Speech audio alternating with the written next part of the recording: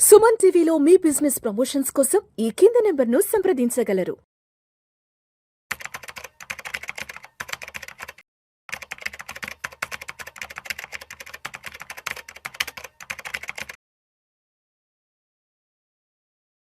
Sir బ్రహ్మచారి గారు నమస్తే sir. నమస్తే Vishnu. Welcome to Suman TV and welcome to Vishnu talks. Thank you.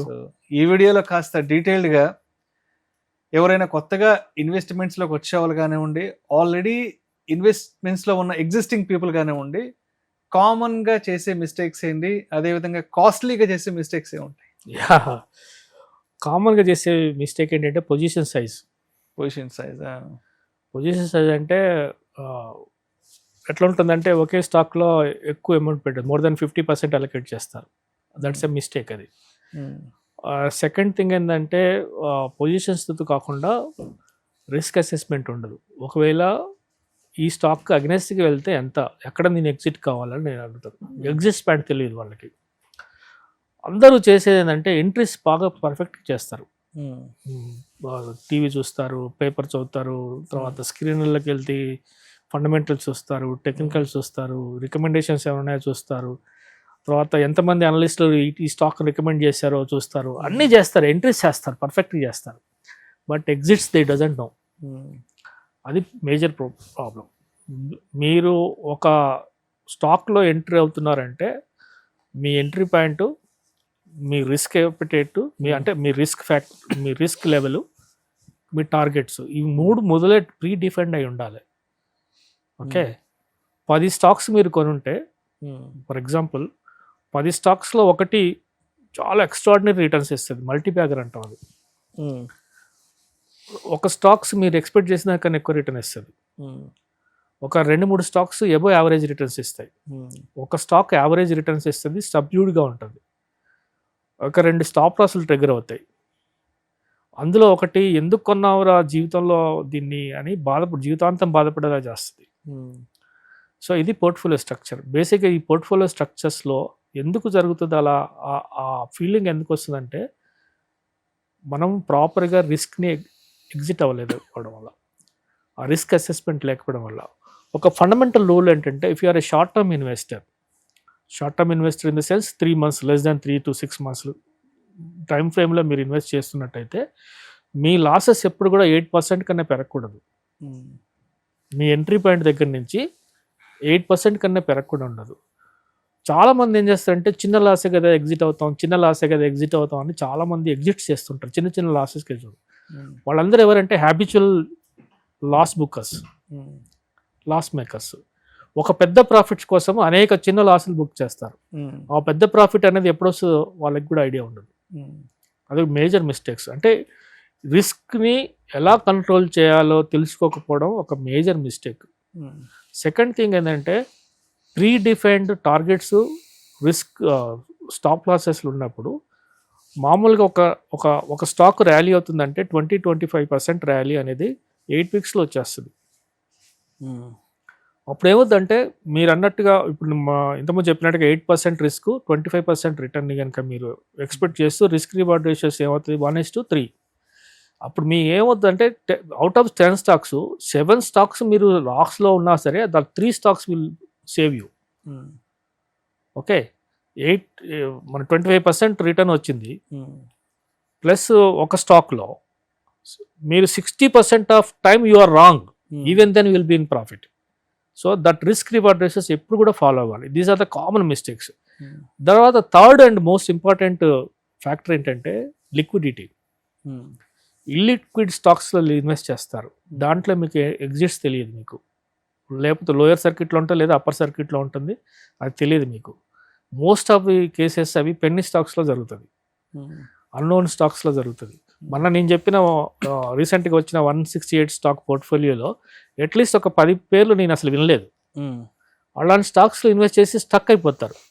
Even నిన్న కూడా ఒక ఫ్రెండ్ చూపిస్తే దాంట్లో ఇప్పటికే కింగ్ఫిషర్ ఎయిర్లైన్స్, డక్కన్ హోల్డింగ్స్ ఉన్నాయి, డక్కన్ క్రానికల్ హోల్డింగ్స్ ఉన్నాయి.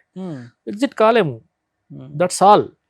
సో ఇవి మనం చేసే కాస్ట్లీ మిస్టేక్స్. లిక్విడిటీ లేని స్టాక్స్లో మీరు చేయకూడదు. లిక్విడిటీని ఎట్లా డిఫైన్ చేస్తామంటే ప్రతిరోజు అట్లీస్ట్ ఒక 10 lakh షేర్స్ ట్రేడ్ అవ్వాలి, 10 lakh rupees worth shares trade అవ్వాలి, at least 1 million worth of shares trade అవ్వాలి. అది లిక్విడిటీ ఉన్నది. ఈ 3 మిస్టేక్స్ కామన్గా అందరూ చాలా మంది చేస్తారు. రైట్.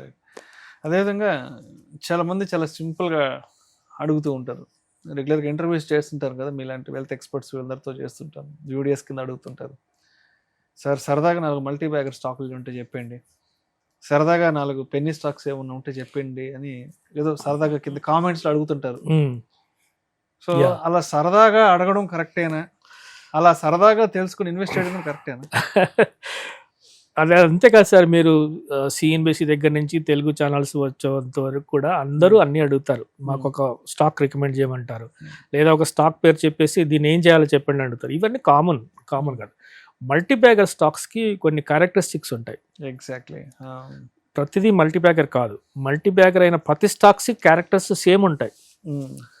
ఆ క్యారెక్టర్స్ ఏంటంటే first thing they are outperformers, అంటే వాటి రిలేటివ్ స్ట్రెంగ్స్ చాలా స్ట్రాంగ్గా ఉంటుంది. ఎట్లాగా మిగతా బ్రాడర్ మార్కెట్లోకి పోల్చుకుంటే వీటి రిలేటివ్ స్ట్రెంగ్త్ చాలా అవుట్ పర్ఫార్మెన్స్ ఉంటుంది. అంటే 80% ఆఫ్ ది లిస్టెడ్ స్టాక్స్లో ఈ particular stocks will out perform. So that relative strength is 80. అలాంటి స్టాక్స్ ఉంటాయి. అలాగే వాటి ఎర్నింగ్స్ చాలా మూమెంటం ఉంటుంది. ఎర్నింగ్స్ మూమెంటం అంటాం. ఎర్నింగ్స్ మూమెంటం అంటే ఒక స్టాక్ పెరగడానికి first major reason fundamental improvement. Operating margins పెరుగుతుంది ఫస్ట్, ఆ తర్వాత నెట్ మార్జిన్స్ పెరుగుతాయి, ఆ తర్వాత నెట్ గ్రోత్ పెరుగుతుంటుంది. సో ఈ ప్రాసెస్ని మూమెంటం ఉందా లేదా, 20% year on year, 20% quarter on quarter growth ఉందా లేదా అనేది చూసుకోవాలి. These are the fundamental factors. తర్వాత వాళ్ళ రిటర్న్ ఆన్ ఈక్విటీ, మన షేర్కి మనకి ఎంత రిటర్న్ వస్తుంది అనేది ముందుగానే ఒక ఫ్యాక్టర్ ఉంటుంది, ఫండమెంటల్ ఫ్యాక్టర్. అది ఎంత ఉంది, అట్లీస్ట్ 17% ఉందా లేదా చూసుకోవాలి. ఆ తర్వాత అవి కరెక్ట్గా మనకి బేసింగ్ ఫార్మేషన్స్లో టెక్నికల్గా ఉన్నాయా లేదా, అవి మిగతా సెక్టర్స్ కన్నా పాజిటివ్గా ఉన్నాయా. ఇంకోటి ఏంటంటే చాలామంది తక్కువ షేర్ కదా కొందాము అన్నట్టు ఒక కాన్సెప్ట్లో ఉంటారు. తక్కువగా ఎందుకు ఉంది అంటే ఐ మీన్ చిన్న ధరలో ఉన్న స్టాక్స్ని ఎందుకు కొనాలనుకుంటారంటే ఎక్కువ నెంబర్ ఆఫ్ షేర్స్ వస్తాయి కదా అంటారు. ఇక్కడ లాజిక్ ఏంటంటే 10 రూపాయల షేరు 11 రూపాయలు కావాలంటే 10% గ్రోత్ రావాలంటే చాలా కష్టపడాలి. That's not an so easy. అదే మీరు 1000 రూపాయల షేరు 1100 కావడం చాలా తేలిక. అంటే మామూలుగా చాలా మంది అడుగుతుంటారు, ఏమన్నా ఒక 50 రూపాయల లోపు అలాంటివి 10 రూపాయల లోపు ఉంటే అల్టిమేట్ గా మీరు పెడుతుంది మనీ కదా, తర్వాత మీరు చూసుకునే రిటర్న్స్ కూడా పర్సంటేజ్ వైజ్ గెయిన్సే. సో నా స్టాక్ 10 రూపాయలు పెడితే 100 రూపాయలు అని కాదు, మీ స్టాక్ ఇక్కడ పెడితే ఎంత పర్సంటేజ్ ఆఫ్ రిటర్నే చూస్తాం. మీ క్యాలిక్యులేషన్స్ అన్ని అబ్జల్యూట్ రిటర్న్స్ లేదా ఆల్ఫా రిటర్న్స్ తర్వాత XIRR ఇవే చూస్తాం మనం. రిటర్న్స్ ఎలా ఉన్నాయి అనేది పర్సంటేజ్ వైజ్ గెయిన్స్ తప్ప మిగతా ఇవన్నీ కాదు. మీకు ఎక్కువ ఇప్పుడు సపోజ్ మీరు రీసెంట్గా మీరు చూడండి టీవీఎస్ మోటార్ హిస్టరీ చూడండి. Sorry to say I'm holding this stock. So మీకు ఎర్లీ ఐడెంటిఫికేషన్ చేసినప్పుడు అది 230లో ఉన్నప్పుడు బేసింగ్ మంచి స్టేజ్ 1 బేస్లో నుంచి ట్రాన్సిషన్ అవుతున్నప్పుడు it was given a excellent returns now at least 100 times within few years. So వీటన్నిటికీ ఒక క్యారెక్టర్ ఉంటుంది. ఎర్నింగ్స్ గ్రోత్ ఉంటుంది, year on year earnings growth ఉంటుంది, quarter on quarter earnings growth ఉంటుంది, తర్వాత ఇన్నోవేషన్స్ ఉంటాయి, తర్వాత న్యూ మార్కెట్స్లోకి వస్తాయి, న్యూ థింగ్స్ వస్తాయి, వాళ్ళకి కొత్త ప్రొడక్ట్స్ వస్తాయి. They catch up with EV also, EV segment కూడా క్యాచ్ చేస్తారు. అలా ప్రతిదీ ఒక ప్రాసెస్ ఉంటుంది. ఈ క్యారెక్టరిస్టిక్స్ని మీరు ఐడెంటిఫై చేయగలిగితే మీకు మల్టీ బ్యాగర్ స్టాక్స్ వస్తాయి. ఓకే, ప్రతి స్టాక్స్ మల్టీ బ్యాగర్ కాదు.